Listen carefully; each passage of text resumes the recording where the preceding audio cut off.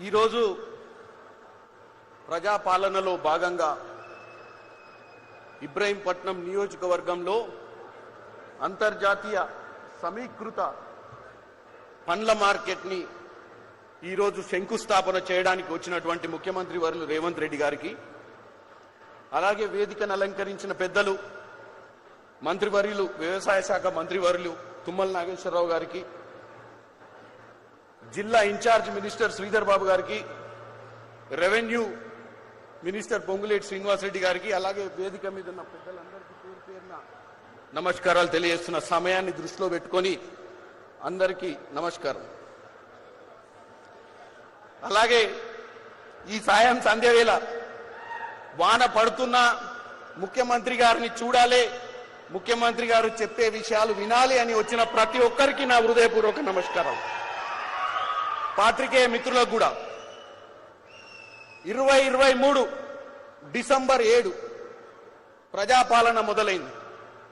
ముఖ్యమంత్రి రేవంత్ రెడ్డి గారు ఈ నియోజకవర్గానికి నాకు తెలిసి గతంలో అటు ఫ్యూచర్ సిటీ కోసం కానీ, గతంలో ఇక్కడ గౌడనల కోసం, రక్షక్ పిట్ల కోసం కానీ ఎన్నో కార్యక్రమాలకు 2.5 సంవత్సరాల సమయంలోనే 119 నియోజకవర్గాలుంటే ఈ ఒక్క నియోజకవర్గానికి ఎన్నో కార్యక్రమాలకైనటువంటి హాజరైనటువంటి ముఖ్యమంత్రి గారి పనితనం గురించి మీరు ఆలోచించాలి.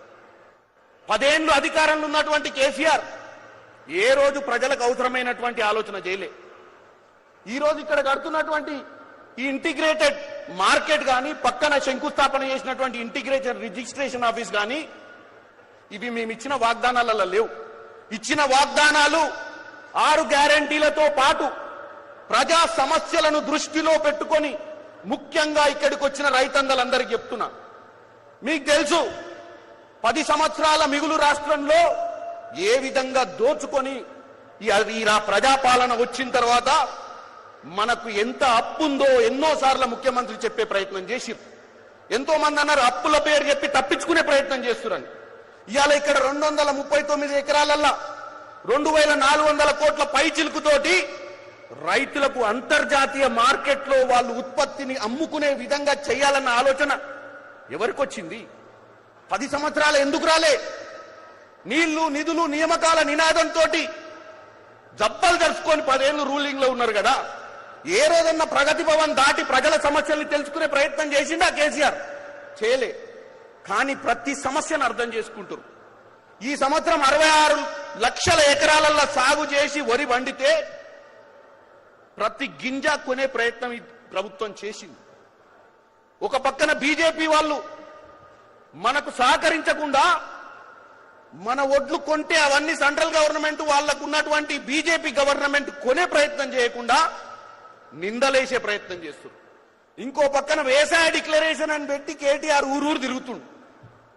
ఇప్పుడే మల్రెడ్డి రంగన్న చెప్పిండు, అరే కేటీఆర్ 10 సంవత్సరాలలో ఇక్కడ ఫ్రూట్ మార్కెట్ 170 ఎకరాలలో కాంగ్రెస్ ఇచ్చిన దాంట్లో నువ్వు గుంట కూడా నవ్వకపోతుంది. నీ సొంత దోస్తు ఎవరో ఆయన లాభం కోసం నెలకు 80 లక్షల రూపాయల రెంట్ ఇచ్చి నువ్వు నీ దోస్తు కోసం పనిచేసినావు, కానీ రైతుల కోసం పనిచేయలే. నేను ఒక్కటే చెప్తున్న, సమయం లేదు, చాలా విషయాలున్నాయి చెప్పాలంటే.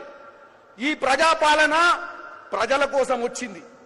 ఎన్నో సమస్యలు పరిష్కారం చేయాలి. మీరు నమ్మి 2.5 ఏళ్ల అధికారంలో ఉన్నాం. ఇంకా 2.5 ఏళ్ల అధికారమే కాదు, ముఖ్యమంత్రి గారు మీ మనసును గెలుచుకొని 2034 దాకా ప్రతి తెలంగాణ బిడ్డ కోరుకునే విధంగా ఈ తెలంగాణను బంగారు తెలంగాణ చేసిన తర్వాతనే ముఖ్యమంత్రి గారు ఎన్నోసార్లు చెప్పిండు. ఆ రోజు తెలంగాణ ఇచ్చింది కాంగ్రెసే. ఎందుకు ఇచ్చింది? నీళ్లు, నిధులు, నియామకాల కోసమే ఇచ్చింది. కానీ 10 సంవత్సరాలు కేవలం కమిషన్ల కోసం, కలెక్షన్ల కోసమే అధికారంలో ఉన్నటువంటి గత ప్రభుత్వాన్ని మీరందరూ ఫామ్ హౌస్ కి తరిమి కొట్టిరు. ఇప్పుడు ఈ ప్రభుత్వం పట్టుదలతో పనిచేస్తుంది. మీ అందరూ ఆశీర్వదించాలి. ఎవరెన్ని చెప్పినా, ఎవరెన్ని పిట్ట కథలు చెప్పినా నమ్మకండి. మాకు పట్టుదల ఉంది, మా ముఖ్యమంత్రి గారికి చిత్తశుద్ధి ఉంది, మా మంత్రులకు ప్రతిరోజు పనిచేయాలన్న ఉద్దేశం ఉంది. ఏ ఒక్కరోజు కూడా మంత్రి సెలవు తీసుకున్న దాఖలాలు లేవు 2.5 సంవత్సరాల. ఇప్పుడు కూడా ముఖ్యమంత్రి గారు ఒక ప్రెస్ మ్యాగజైన్ కి సంబంధించినటువంటి ఒక ఇంటర్వ్యూ ఇచ్చి ఈ సాయంత్రం కూడా ఇక్కడ ఉన్నాడు.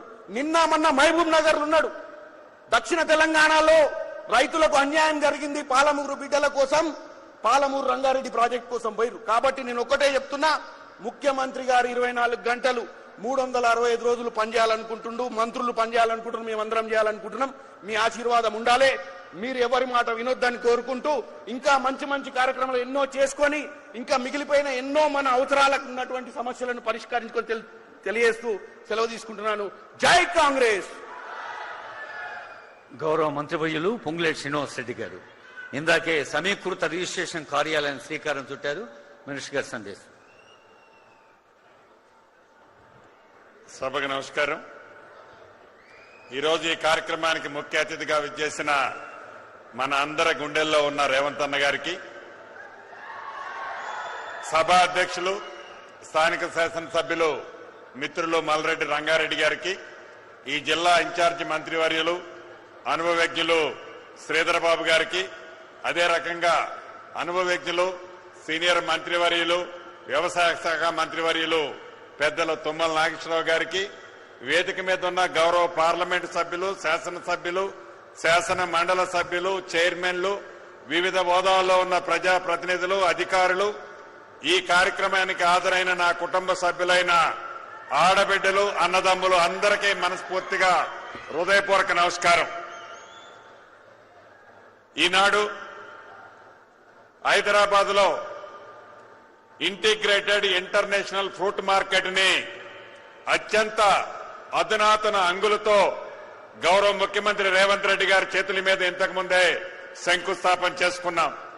అదేవిధంగా జీహెచ్ఎంసీ పరిధిలోని 39 సబ్ రిజిస్టార్ ఆఫీసుల్ని 12 ఇంటిగ్రేటెడ్ సబ్ రిజిస్టార్ ఆఫీసుల్లో మార్చాలని, అత్యంత అధునాతనమైన సౌకర్యాలు, వయోవృద్ధులు వచ్చినా, చంటి పిల్లలతో రిజిస్ట్రేషన్ కు వచ్చినా, కొత్తగా పెళ్లి చేసుకున్న జంటలు మ్యారేజ్ రిజిస్ట్రేషన్లు చేసుకోవడానికి వచ్చిన వాళ్ళకు కూడా అన్ని వసతులతో అత్యంత అధునాతనమైన కార్పొరేట్ స్థాయిలోని సబ్ రిజిస్టార్లను ఏర్పాటు చేయాలని గౌరవ ముఖ్యమంత్రి రేవంత్ రెడ్డి గారి సూచనలతో ఈనాడు ఇది 5వది.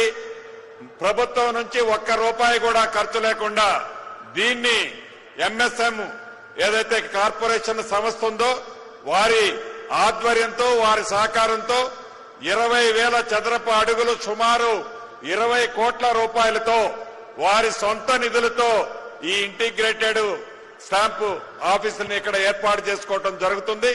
వారికి ఆ యాజమాన్యానికి మనస్ఫూర్తిగా నా పక్షాన, రాష్ట్ర ప్రభుత్వ పక్షాన కృతజ్ఞతలు తెలియజేస్తున్నాను. రాబోయే 9 నెలల లోపే 4 ఎకరాల్లో అద్భుతమైన ఈ ఇంటిగ్రేటెడ్ సబ్ రిజిస్టార్ ఆఫీస్ ని మళ్లీ